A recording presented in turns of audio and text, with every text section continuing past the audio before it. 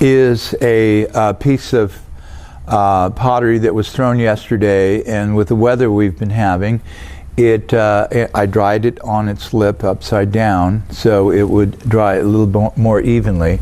If you dry a bowl upright like this, you'll find that the lip itself will, because of surface to mass ratio and its exposure, it's going to dry on the lip a lot more than the bottom, and we want to kind of let the drying take place as evenly as possible, because again, the clay shrinks when it dries.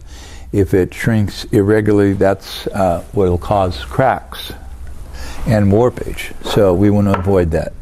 All right, this being leather hard, we just worked with the plastic stage, the pliable moist clay. This is leather hard stage, so this is when we do our trimming. Now, a couple reasons for trimming. You can get a refined quality to it. You can add a foot by trimming it out, and basically thinning it out. If you have a real heavy bowl, and again, when you're beginning, you'll have a lot more clay in your pots that you'll have to trim off. And then as you get better, your pots are thinner and more even in thickness. And you'll often see potters who will pick up a pot, they'll feel the weight, they'll do the trim and see just how this pot was made. Again, sharing that kind of process with your fellow potter. So here we go. We're going to trim. Now, again, that sponge with a little bit of slip in it works quite well. We're going to leave that slip on the wheel, put some slurry right in the lip of the pot like this, and you can see that it makes a little suction right there. And you want to center this as well. It's again quite critical that you get this piece that already wants to stick. You can see it creates a suction and it wants to stick right away, and you can use the concentric circles on the wheel to help out. I like to use my fingertip, and it tells me that it needs to go that way just a little bit. And again, tap it like that. Not quite there yet. All right. Yeah. Okay. So now this will stay down pretty well, just like this. You can see that it's pretty secured on there, but it's always good insurance to get a piece of clay and 3 little clay wads like that, and we're secure on the wheel. Okay, so I like to use this loop tool here. There's several types of loop tools, as you can see. These are used for trimming, and you'll see just how this is done. Again, your hand held tool, your index finger pointing with it, and then your hand closing up on it, secure in your hand.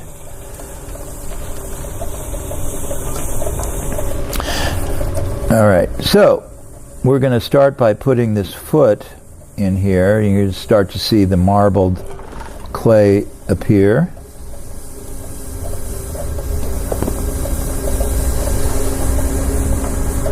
Like that. Again, the smaller the foot, the more elegant it looks, but as far as practical or functional qualities, it's nice to have a broader foot. And you can see that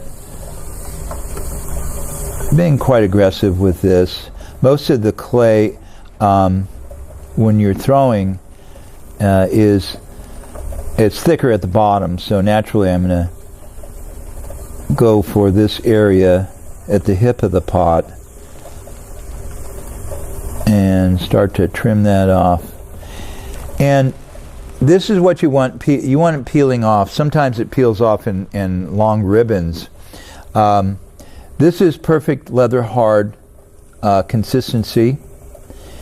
And you'll find, again, the more you work the clay, the more you recognize that your timing is really important. How the clay is drying and how you will work the clay when it's at a particular stage and it's drying. And you'll see that the weather naturally has a lot to add to this challenge, because very hot days your clay will be bone dry before you know it, and you don't want to be working with bone dry clay. You'll have dust coming off. So this is working out pretty well.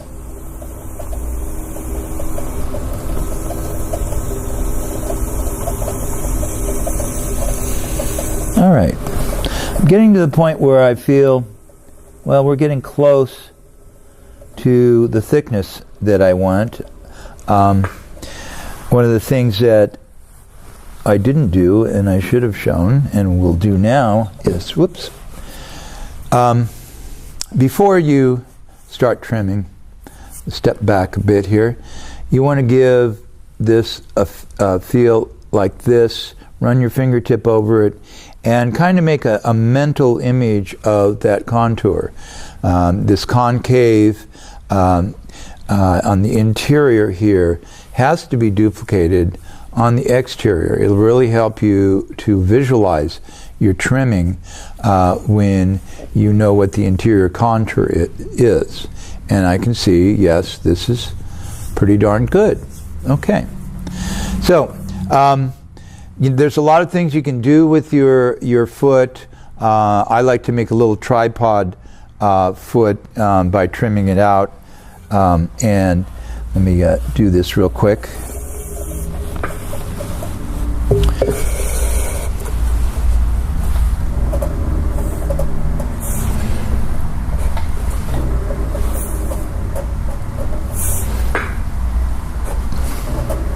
Okay, it's a little bit thick right here, so I'll take a little bit right out there as I felt it. And again, taking the piece off and feeling just how thick it is and where you might need to trim a little bit more is something that you'll find you need to do. All right, so I'm going to put a tripod foot in here, and so I'm going to eyeball my foot like that, make sure that they're equal distance apart, and then I'm going to do this. Now you can use a fettling knife. Your metal rib works real well with this too, because it's so thin. You can just take that down like that, and then we'll chop this out like this, smooth it out, and then I'll spend some time refining after I trim this out. But we're pretty much done with the wheel trimming, and I'll show you the next step. All right.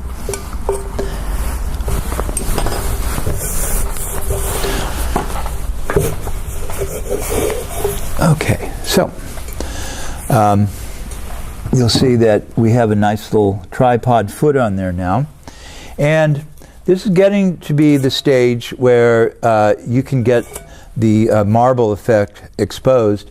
And again, you want to use a metal rib, and you can shave the interior like this to expose that marbling. Again, the terracotta clay wants to dominate the surface, that iron oxide is what gives us red rock everywhere. Most common metallic on the Earth's surface, red iron oxide. Okay, by scraping you can see that exposing some of the marbling effect. All right. After we refine a little bit more, we are going to let this dry and let it be fired, the bisque firing, and then we'll glaze this, obviously, with a translucent or transparent glaze so we don't lose the marble effect. So let me show you a little something here. Now, this is the bisqueware. This has been fired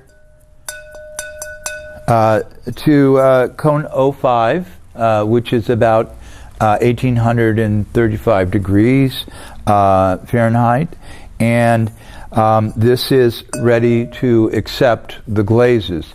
We bisque fire the piece so that it is absorbent, will absorb the glaze, and it definitely is a lot denser and harder for handling through the glazing process.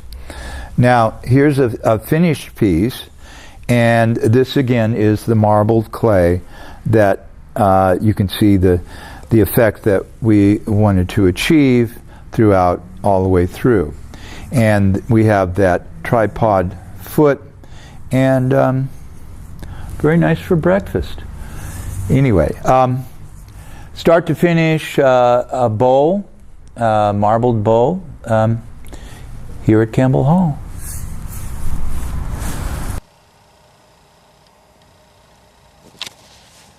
And then the other side.